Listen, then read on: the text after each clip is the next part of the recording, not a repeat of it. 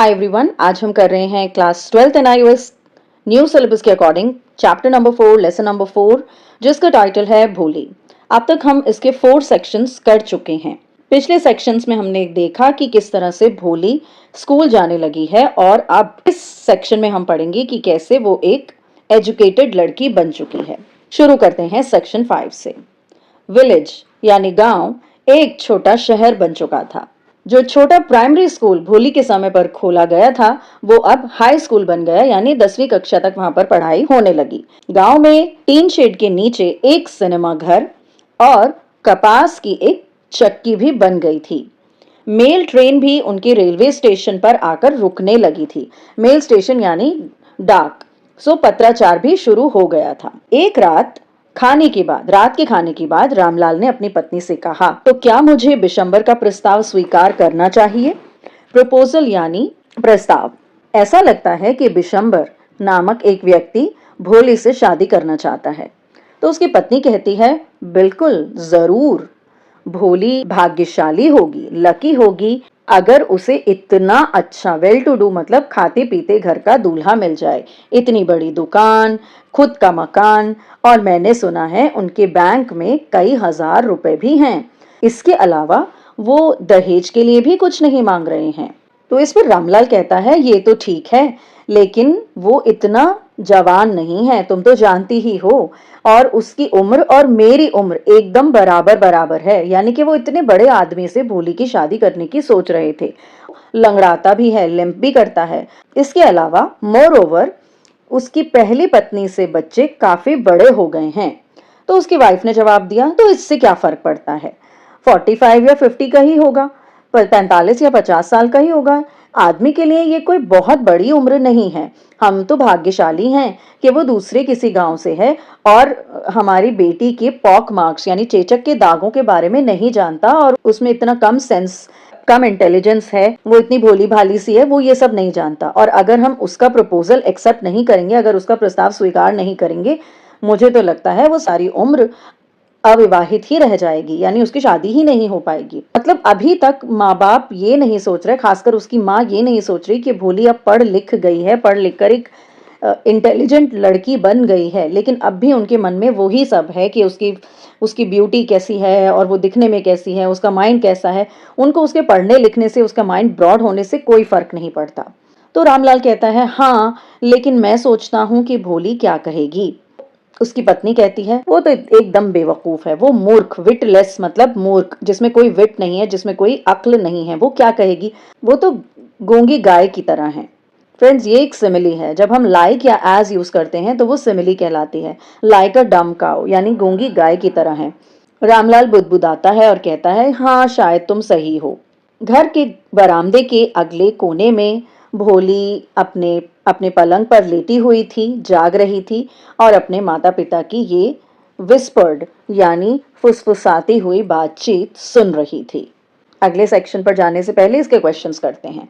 Village में कुछ सालों में क्या बदलाव आ गए थे?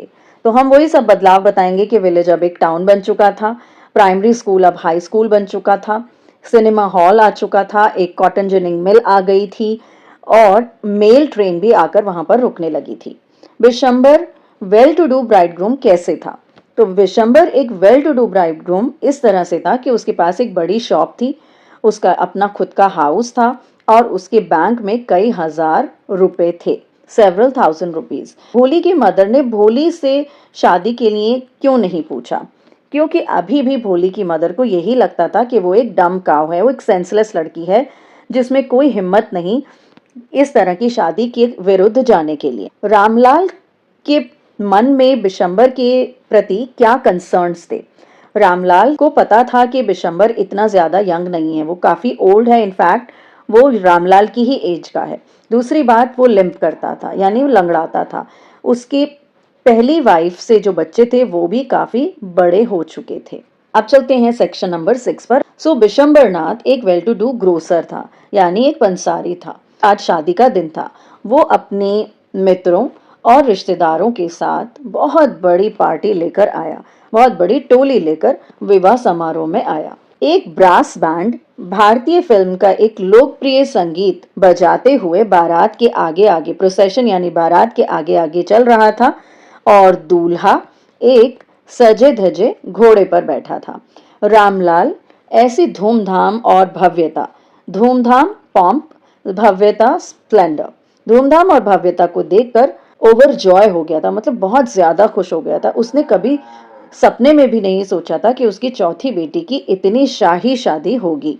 उसकी बड़ी बहनें यानी भोली की बड़ी बहनों को इस ओकेजन पर उससे इतनी जलन होने लगी थी कि उनकी शादियां इतनी धूमधाम से नहीं हुई थी जितनी धूमधाम से भोली की शादी हो रही थी। जब शादी की शुभ घड़ी आई, ऑस्पिशियस मोमेंट आया, पुजारी ने कहा दुल्हन को बुलाइए।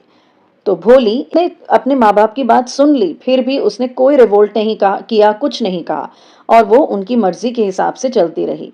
तो अब भोली लाल जोड़े में, लाल सिल्क के कपड़ों में आई और ब्राइड की जगह पर आकर बैठ गई और उसके सामने पवित्र अग्नि जल रही थी। तो बिशंबर नाथ के एक दोस्त ने उसे प्रॉम्प्ट किया, उसे इशारे से कहा कि दुल्हन को माला पहनाओ। ब्राइड ग्रूम ने यानी कि दूल्हे ने एक पीले गेंदे के फूलों की माला उठाई। एक औरत ने भोली का घूंघट यानी वेल उठाया, जिससे बिशंबर ने भोली के चेहरे के पर एक नजर मारी। गार्लैंड अभी भी बिशंबर के हाथों में ही स्थिर थी, अभी भी थी। दुल्हन ने धीरे से अपना वेल, अपना घूंघट नीचे खींच लिया। तो बिशंबर ने अपने दोस्त से कहा, क्या तुमने उसे देखा है? उसके चेहरे पर तो चेचक के दाग हैं। दूल्हे के दोस्त ने कहा, तो क्या हुआ, तुम भी तो जवान नहीं हो। तो बिशंबर कहता है, हो सकता है, लेकिन अगर मुझे उससे शादी करनी है तो उसके पिता को मुझे 5,000 रुपए देने पड़ेंगे। तो ये बात सुनकर रामलाल बेचारा बहुत परेशान हो गया। रामलाल ने जाकर अपनी पगड़ी, अपनी इज्जत, क्योंकि पगड़ी जो है वो इज्जत के समान होती है, उसने अपनी पगड़ी बिशंबर के पैरों में रख दी और कहा कि मुझे इतना अपमानित मत कीजिए, 2,000 रुपए ले लीजिए। बिशंबर ने सीधा मना कर दिया, नहीं, 5,000, वरना हम वापस चले जाएंगे, अपनी बेटी को अपने पास रखो। रामलाल ने कहा, थोड़ी तो दया दिखाइए, थोड़ी तो समझदार बनिए प्लीज, कृपया करके। अगर आप चले जाएंगे तो मैं अपना चेहरा पूरे गांव भर में नहीं दिखा पाऊंगा, यानी मेरी इज्जत पूरी मिट्टी में मिल जाएगी। बिशंबर ने सीधा कहा कि ठीक है, तो फिर 5,000 लेकर आओ। रामलाल के चेहरे पर आंसू बहने लगे। रामलाल अंदर गया और अपना सेफ खोला, यानी अपनी जो तिजोरी थी वो खोली और उसमें से नोटों की गिनती की। रामलाल ने बिशंबर नाथ के पैरों में नोटों से भरा बंडल रख दिया। बिशंबर के लालची चेहरे पर एक विजय की, एक ट्रायम्फेंट स्माइल आ गई, जैसे मानो वो जो चाहता था उसे वो मिल गया हो। उसने गैम्बल किया, उसने एक जुआ खेला और जीत गया। अब उसने घोषणा की, अनाउंस किया, ठीक है गार्लैंड लेकर आओ। एक बार फिर दुल्हन के चेहरे से घूंघट हटा दिया गया, लेकिन इस बार उसकी आंखें झुकी हुई, डाउनकास्ट नहीं थीं। वह ऊपर देख रही थी, सीधे अपने प्रोस्पेक्टिव यानी अपने भावी, अपने होने वाले पति को देख रही थी और उसकी आंखों में ना तो गुस्सा था, ना ही नफरत थी, केवल ठंडी अवमानना, यानी वो उससे सिर्फ और सिर्फ घृणा करती थी कि जैसे बिशंबर ने उसके पिता का अपमान करके उसका अपमान किया हो। बिशंबर ने दुल्हन के गले में डालने के लिए माला उठाई, लेकिन इससे पहले कि वो ऐसा कर पाता, भोली का हाथ बिजली की तरह चमका, स्ट्रीक ऑफ लाइटनिंग, बिजली की तरह चमका और माला को उसने आग में फेंक दिया। वो खड़ी हुई, उठी और घूंघट फेंक दिया।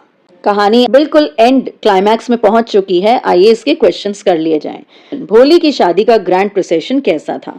उसमें एक ब्रास बैंड था जिसमें जो बारात के आगे चल रहा था और इंडियन फिल्म के एक गाने की धुन बजा रहा था, जबकि दूल्हा घोड़े पर सवार था। रामलाल को भोली की शादी का ग्रैंडियर देखकर कैसा फील हो रहा था? रामलाल तो ओवरजॉयड था। उसने सपने में भी नहीं सोचा था कि उसकी बेटी की शादी इस प्रकार से होगी। बिशंबर ने भोली से शादी करने की क्या शर्त रखी? बिशंबर ने कहा, 5,000 रुपए मुझे चाहिए, तभी मैं दुल्हन को ले जाऊंगा, तभी मैं शादी करूंगा, नहीं तो मैं वापस चला जाऊंगा। उसने ऐसा इसलिए किया क्योंकि उसने भोली के चेहरे के पॉकमार्क्स देख लिए थे। जब भोली का वेल यानी भोली का जब घूंघट दूसरी बार उठा, तब क्या हुआ? जब भोली का घूंघट दूसरी बार उठा तो उसने बिशंबर नाथ को कोल्ड कंटेम्प्ट से देखा और अपनी माला को आग में फेंक दिया। आ गए हैं हम बिल्कुल एंड ऑफ द स्टोरी पर। पिताजी, भोली ने साफ ऊंची आवाज में कहा और उसके पिता, उसकी माँ, उसकी बहनें, उसके भाई, उसके सारे रिश्तेदार, पड़ोसी सब लोग चौंक गए ये सुनकर कि बिना किसी हकलाहट के वो कैसे बोल पा रही है। पिताजी, अपने पैसे वापस ले लीजिए, मैं इस आदमी से शादी नहीं करूंगी। रामलाल स्तब्ध रह गया। थंडरस्ट्रक मतलब हक्का बक्का रह गया। बारात में आए हुए मेहमान फुसफुसाने लगे, कितनी बेशर्म है, कितनी गंदी दिखती है, फिर भी इतनी बेशर्म है। रामलाल चिल्लाकर कहता है, भोली, क्या तुम पागल हो गई हो? तुम अपने परिवार को डिसग्रेस करना चाहती हो, उसे बदनाम करना चाहती हो? क्या तुम्हें हमारी इज्जत का कोई ख्याल नहीं? हमारी इज्जत का कुछ तो ख्याल करो। भोली कहती है, मैं आपकी ही इज्जत की खातिर, खातिर मतलब सेक, मैं इस लेम ओल्ड मैन, इस लंगड़े बूढ़े आदमी से शादी करने के लिए तैयार हो गई थी, लेकिन अब मैं इस तरह के मतलबी, लालची और घृणित कायर को अपना पति नहीं मान सकती, इसलिए मैं इससे शादी नहीं करूंगी। व्हाट अ शेमलेस गर्ल, कितनी बेशर्म लड़की है। हम सबको तो लगा था कि ये मासूम सी गूंगी गाय है। शादी में आई हुई एक बूढ़ी महिला ने कहा। भोली ने इस पर पलटवार करते हुए हिंसक ढंग से ओल्ड वुमन की तरफ मुड़कर कहा, यस आंटी, हाँ आंटी, आप बिल्कुल सही कह रही हैं। आप सबको तो यही लगता था कि मैं एक गूंगी गाय हूँ, इसीलिए आप मुझे इस निर्दयी प्राणी, इस हार्टलेस प्राणी को सौंप देना चाहते थे, हैंड ओवर करना चाहते थे। लेकिन अब ये गूंगी गाय, वो हकलाने वाली मूर्ख बोल रही है। क्या आपको और कुछ सुनना है? तो ये सुनकर वो बूढ़ी औरत भी थंडर स्ट्रक हो गई, वो भी चौंक गई कि ये क्या हो रहा है। बिशंबर नाथ को अब पता चल गया था कि अब मेरा दाल नहीं गलने वाली, और वो अपनी टोली के साथ वापस जाने लगा। और बैंड्समैन जो थे, जो बैंड बाजा बजा रहे थे, वो भी कंफ्यूज हो गए थे कि अब ये सेरेमनी खत्म हो गई है, तो इसलिए उन्होंने वापसी का, विदाई का गीत प्ले करना शुरू कर दिया। रामलाल जमीन पर रूटेड मतलब जमीन में ऐसा लग रहा था कि वो गड़ जाए। शर्म और पछतावे के बोझ से रामलाल का सिर झुक गया था। पवित्र अग्नि की लपटें भी धीरे धीरे शांत हो गई थी। सब लोग चले गए थे। रामलाल भोली की तरफ मुड़ा और कहा, लेकिन अब तुम्हारा क्या होगा?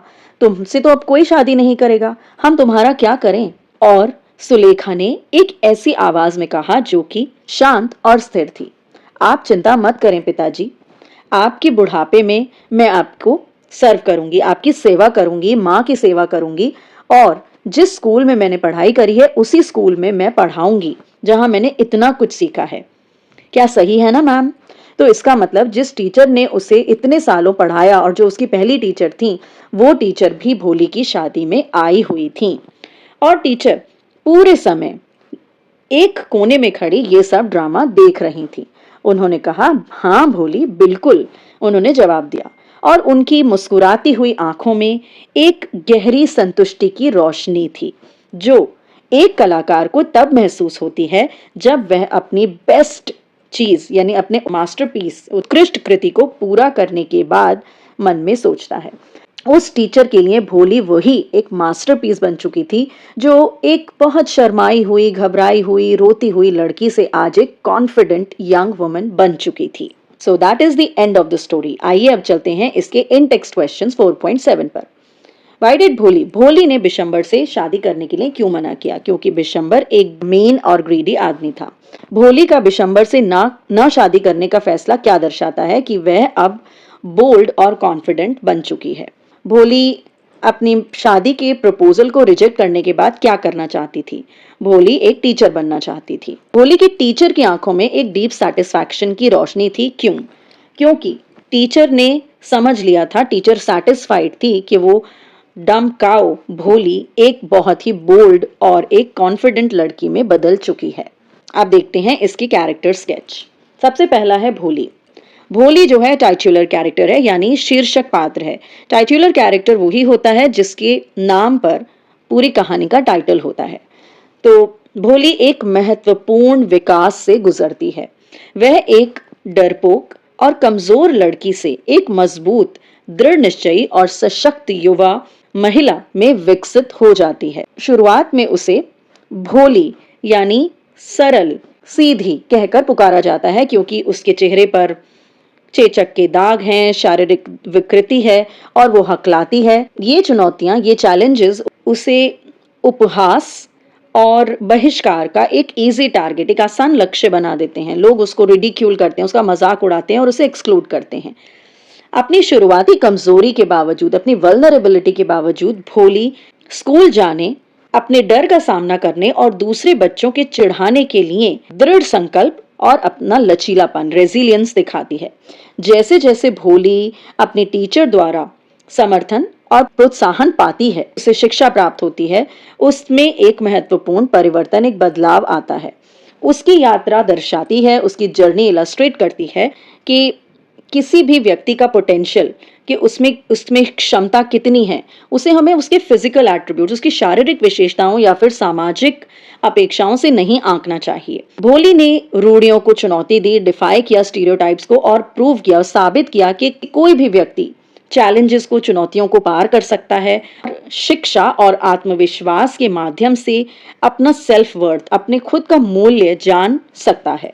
उसका चरित्र एक प्रेरणा के रूप में कार्य करता है, जो सामाजिक चुनौतियों और भेदभाव पर काबू पाने में शिक्षा, आत्मविश्वास और सहानुभूति के महत्व की एडवोकेशन करती हैं। टीचर एक बहुत इंपॉर्टेंट रोल है। टीचर एक दयालु और एम्पैथेटिक फिगर है, यानी एक सहानुभूतिपूर्ण व्यक्ति है, जो जीवन को बदलने के लिए शिक्षा की शक्ति में, यानी पावर ऑफ एजुकेशन में विश्वास रखती हैं। वो भोली के प्रति लगातार सपोर्टिव रहती हैं, सहायक रहती हैं और इनकरेजिंग रहती हैं, प्रोत्साहन करती रहती हैं उसका। उन्हीं के कारण भोली आत्मविश्वास गेन करती है और अपनी लिमिटेशंस, अपनी सीमाएं हैं, उनको पार कर पाती है। टीचर भोली के सशक्तिकरण में बहुत बड़ा रोल प्ले करती है और चुनौती देती है उन पारंपरिक जेंडर रोल्स को, यानी ऐसे लोग, ऐसी चीजों को जो सिर्फ आदमियों के लिए ही सीमित रहते हैं, तो वो इन जेंडर रोल्स को चैलेंज करती है। और जो सोसाइटी में प्रेजुडिसेस होते हैं, पूर्वाग्रह होते हैं, बायसेस होते हैं, और उनको चैलेंज करती है। किस तरह? भोली को अपॉर्चुनिटी देकर, भोली को अवसर प्रदान करके सीखने का और ग्रो करने का। उस टीचर का पॉजिटिव इन्फ्लुएंस, उसका सकारात्मक प्रभाव भोली की लाइफ पर बहुत अच्छे से एविडेंट है, स्पष्ट है, क्योंकि भोली की सेल्फ एस्टीम, उसका आत्मसम्मान और उसका कम्युनिकेशन, उसका जो संचार स्किल्स थे, वो बेहतर हो गए थे। टीचर का कैरेक्टर सिंबलाइज करता है कि कैसे एक विद्यार्थी को बदलने में टीचर का कितना बड़ा रोल होता है। एजुकेटर्स जो कि अपने स्टूडेंट्स को इंस्पायर करते हैं, उन्हें प्रेरित करते हैं, उन्हें अपलिफ्ट करते हैं, उनका उत्थान करते हैं, और कैसे एक समर्पित टीचर, एक केयरिंग टीचर, देखभाल करने वाला एजुकेटर स्टूडेंट की लाइफ में कितना इंपॉर्टेंट रोल प्ले करता है। अब देखते हैं रामलाल। शुरुआत में रामलाल कुछ हद तक इनडिसाइसिव, यानी निर्णय नहीं ले पाता, और लेकिन एक चिंतित पिता है। वो भोली की शादी के प्रस्ताव को स्वीकार करने में हिचकिचाता है और दूल्हे की उम्र और उसकी फिजिकल कंडीशन को देखकर अपने संदेह व्यक्त करता है। उसका कैरेक्टर पारंपरिक समाज में माता पिता द्वारा फेस किया गया डिलेमा, यानी दुविधा को दर्शाता है, जो कि सोसाइटी की एक्सपेक्टेशंस, अपने पैसों की कंसिडरेशंस, यानी जो उनके वित्तीय विचार होते हैं, और उनके बच्चों की भलाई के बीच में बट जाते हैं। वो फाइनली यही चाहता है कि भोली का फ्यूचर अच्छा हो, और वो अनकन्वेंशनल ऑप्शंस, यानी अपरंपरागत विकल्पों को चुनने के लिए तैयार रहता है, जैसे कि अपनी बेटी को स्कूल भेजना। शुरुआत में स्कूल भेजना लड़कियों के लिए सही नहीं था, लेकिन फिर भी रामलाल कोशिश करता है और अपनी बेटी के लिए अच्छा करने की सोचता है। जबकि रामलाल की जो पत्नी है, भोली की जो माँ है, उनका कैरेक्टर बिल्कुल अलग है। वो एक प्रैक्टिकल औरत, एक व्यावहारिक औरत दिखाई गई हैं। वो शादी के माध्यम से ही भोली का भविष्य सुरक्षित करने पर अपना ध्यान केंद्रित रखती हैं।